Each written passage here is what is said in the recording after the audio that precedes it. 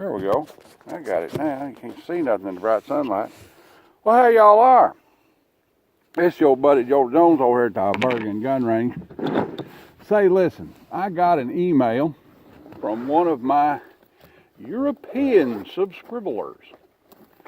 And the question was, what is the difference between subsonic 22 long rifle or subsonic, a standard velocity 22 long rifle, and high velocity 22 long rifle? Well, the thumbnail sketch answer to that is not much. Okay, that's the thumbnail sketch answer to that question, which is not much. So I have some ammunition here. This is a box of Stingers. Stinger is a hypervelocity 22 long rifle. It's about 1,675 feet per second. Then I have some 1,300 feet per second Remington Golden bullet. And it doesn't say on here what Aguila Super Extra is, but I think it's standard high velocity. It's got a 40 grain bullet on it, so whatever that means. And then I have a box of subsonic Remington, and it is a 40 grain subsonic 22 long rifle hollow point. Now, I hoard these. I'll just tell you the truth, because this is the single best squirrel killing 22 ammunition I've ever found. I'm pretty sure they direct this at suppressor owners, and it does work pretty good in a suppressor. I don't own one, but you know, it does work real good in a suppressor. And then I have some of this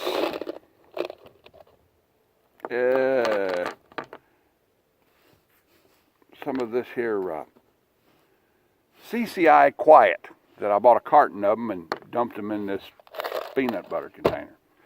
So we're going to try these out right here and see what's going on. I'm going to shoot comparative note. I'm going to shoot through a revolver and see how it sounds, how the difference in the sound is. I don't have a lot of scientific equipment to go by to try and figure out particular differences between particular ammunition and rounds and so forth. And put two of them in there like that. Okay. And then also will subsonic and standard velocity 22 ammo operate in a semi-automatic gun? That was another question.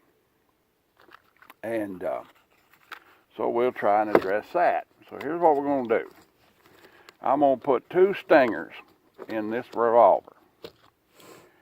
And then I'm going to put 2 standard velocities in it. And 2 subsonics. And shoot them in that order. I think if I can work this out in my limited capacity. Shoot them in that order and see if there's any difference in the sound. Also, see if there's any difference in me hitting the target, which the target I'm using is going to be an 8-inch, 1-inch thick steel plate at 25 yards. Standard old Bergen gun range shooting. Okay, first up, Stinger, 2 rounds.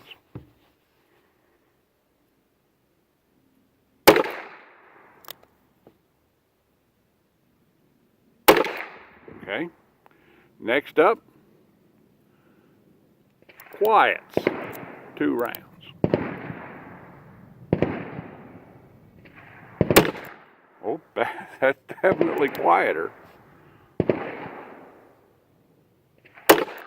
Yep, that's definitely quieter. And then finally, 2 rounds of the Remington Subsonic. Here we go.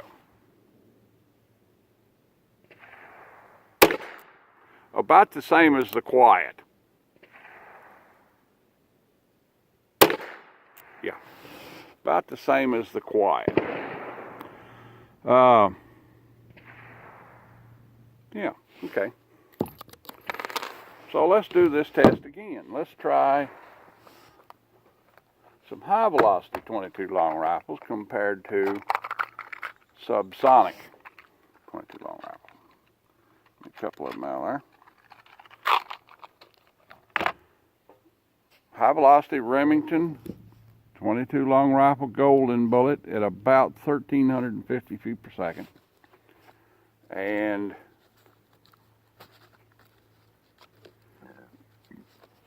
two stingers.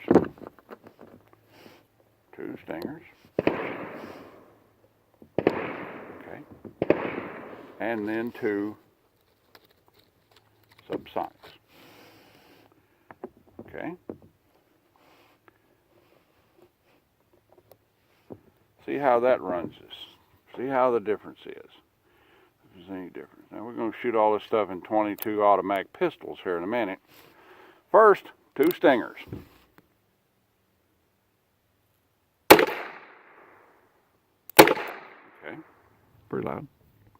Now, two Remington golden bullets. Oh, that was an empty cylinder.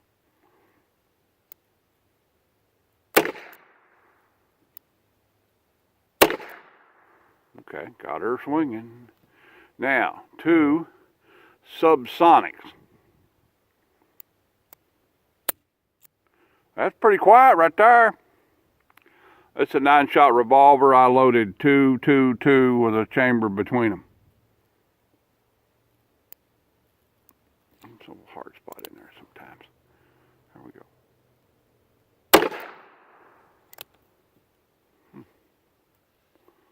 Well.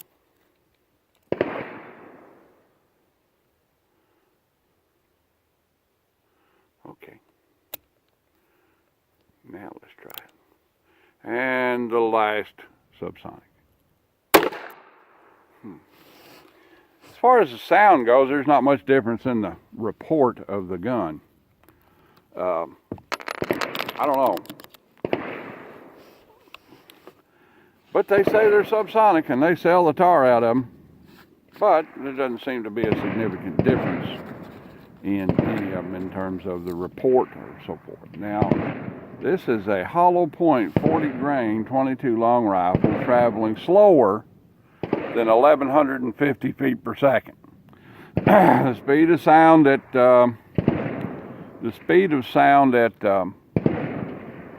sea level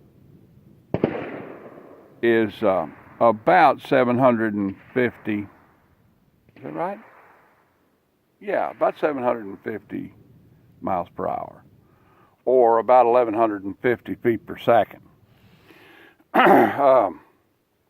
So, can't be loaded much hotter than that because the uncopper washed bullet starts to disintegrate up about 1,300 feet per second. That's why high velocity 22s are copper plated, whereas the lower velocity, high velocity 22s, I'm not sure where the high velocity rating starts. I think it's at 1,200 feet a second. Okay, so you see high velocity 22s in lead only. But when you get up there a little bit higher, like on Remington golden bullets and stingers especially, you start getting into a bullet that's copper washed. All right, let's see. What happens when you shoot standard velocity 22 ammunition through a semi-automatic pistol? Now, I know they'll shoot through my 1022. So let's load up some Quiets. CCI Quiet. 10 rounds.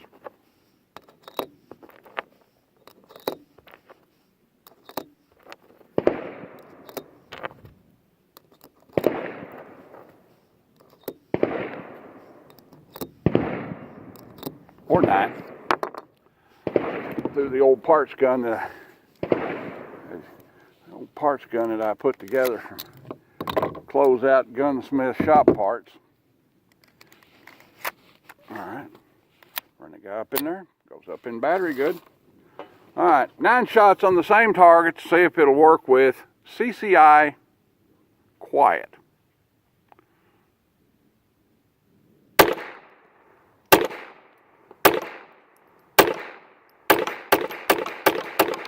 Apparently it will. Okay, this one will anyway. Let's try Remington Subsonic through a Ruger Mark II standard model. Actually, a Ruger Mark II 50-year commemorative with a 6-inch Mark II standard top on it. Yeah. And a stainless steel bolt that I found somewhere in a box of junk parts. Goes back to it, if you've got any gun repair skills or any basic machine shop or tool skills or even paid attention in industrial arts class in high school, you can do some pretty interesting stuff with guns. All right, these are 22 Subsonic.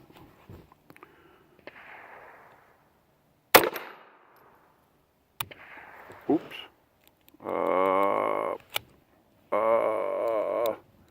That was a failure to fire. The guy turn around and drop it down there and see if we shoot this time. Nope. It won't even come out. Well, okay. It'll be that way. It's like a swizzled army knife around here somewhere. Okay. Swizzled army knife.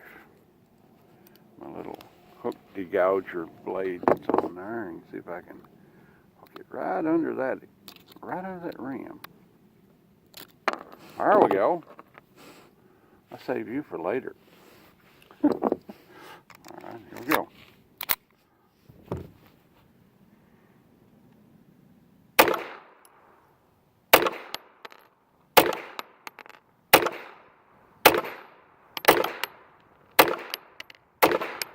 Shoot good too. Yeah, so they work. So,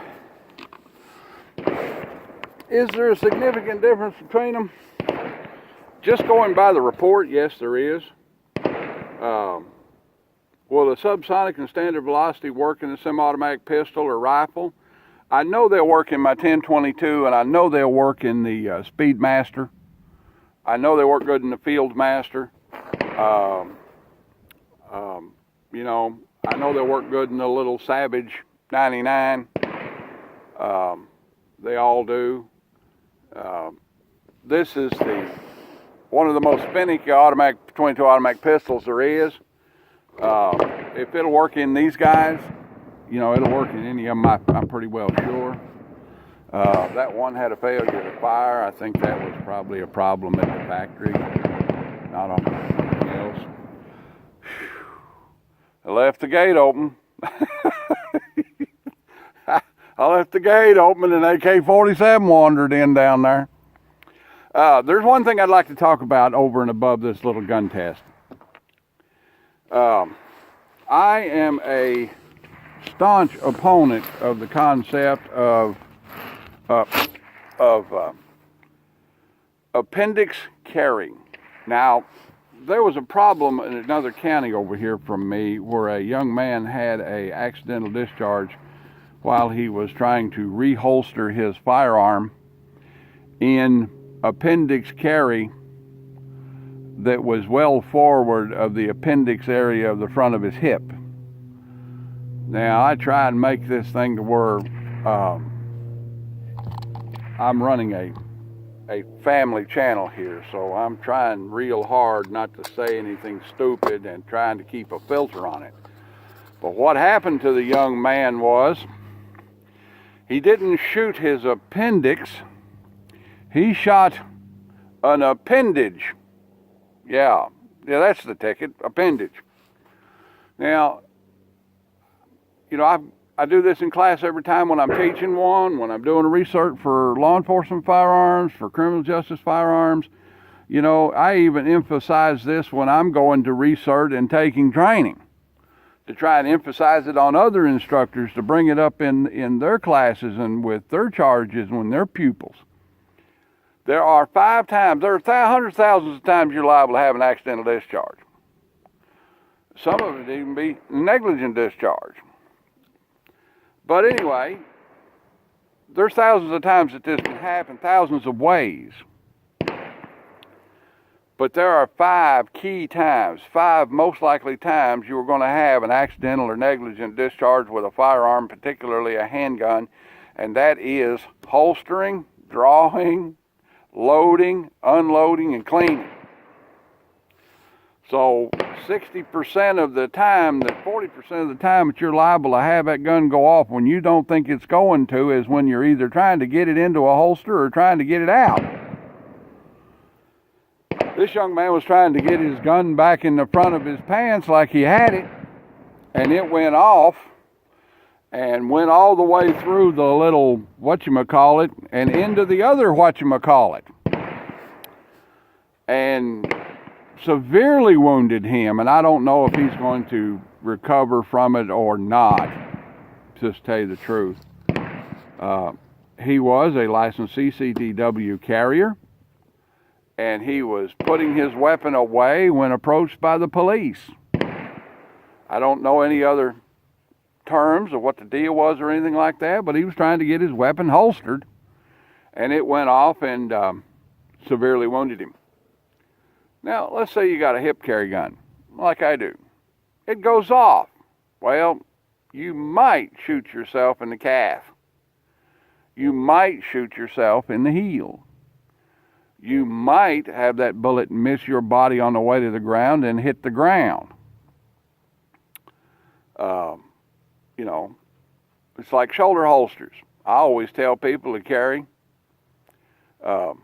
vertical shoulder holster. You're going to carry a shoulder holster, your weapon needs to be pointed down in the holster. If you have an AD with that gun, 9 chances out of 10, that round is going to go down to the ground at an angle or straight down.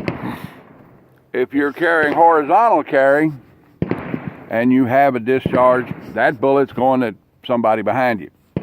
Okay? You think these things out ahead of time. Are you a skinny person and you can carry concealed carry or carry your weapon in appendix carry? Yeah.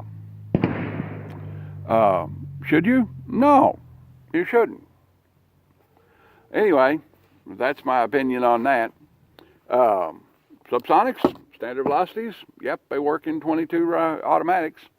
Subsonics, do they work? Yeah, they sure do.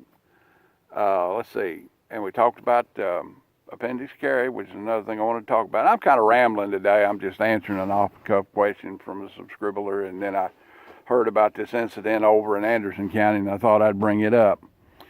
So, lactate, sharify, commentate, and subscribe. Be careful. The purpose of a holster so you can keep up with your gun. Your gun should be in one of 3 places. It should be in your holster. If you're talking about your handgun, it should be in one of 3 places. Your holster, your hand, or the gun safe. Okay? All right then. Lactate, sharify, commentate, and subscribe. If you keep watching the stuff, and I'm working on the next little giveaway, so you know. All right then, we'll see y'all.